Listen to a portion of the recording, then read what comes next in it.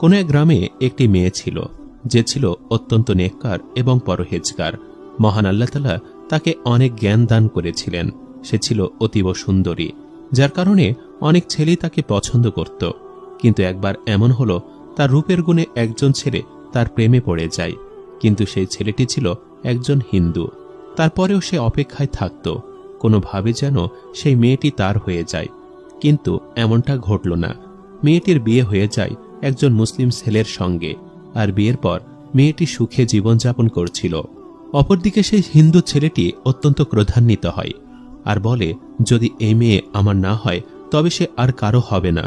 কিন্তু এখন যেহেতু সে অন্য কারো হয়ে গিয়েছে, তাই আমি তাকে সুখে থাকতে দেব না। এরপর সে জঙ্গলে গিয়ে ধ্যানে বসে, আর সেই মেয়ে এবং তার স্বামীর ওপর কালো জাদু করে, এবং কালো জাদুর প্রভাব সেই মেয়েটির ওপর পড়তে শুরু করে।